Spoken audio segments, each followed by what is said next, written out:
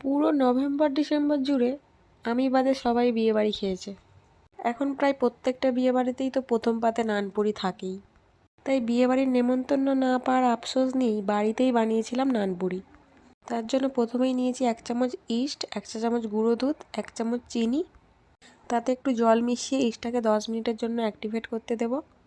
এবারে একটা পাত্রে 2 কাপ ময়দা, তাতে 1 চিমটে নুন, 1 চা চামচ চিনি, সামান্য পরিমাণ কালো জিরে ও রিফাইন তেল দিয়ে ময়দাটা ভালোভাবে মিশিয়ে নেব। এরপর এর মধ্যে দেব পরিমাণ মতো টক দই, 90% টক দই আর 10% উষ্ণ গরম জল দিয়েই ময়দাটা মাখবো। এর মধ্যে দিয়ে দেব ইস্ট। সব ভালোভাবে মিশিয়ে ময়দাটা মেখে নেব। ময়দা মাখা হয়ে গেলে ওপর থেকে একটু তেল দিয়ে 2 ঘন্টার জন্য রেস্টে রেখে দেব। এই যে 2 ঘন্টা পরে ঢাকনা খোলার পরে ময়দাটা ঠিক এরকম হয়েছে। ময়দাটা আরও একবার ভালোভাবে মেখে নেব। ময়দাটা ভালোভাবে মাখা হয়ে গেলে একটা একটা করে লেচি কেটে নেব সবগুলো। লেচিগুলো এবার তেল দিয়ে বেলে নেব। আমি খুব একটা ভালো বেলতে পারি না, তার জন্য ভালো গোল হয়নি, তবে কোনো দেশের ম্যাপও হয়ে যায়নি, মোটামুটি একটা হয়েছে। ওদিকে আমি একটা কড়াতে তেল গরম করতে দিয়েছি।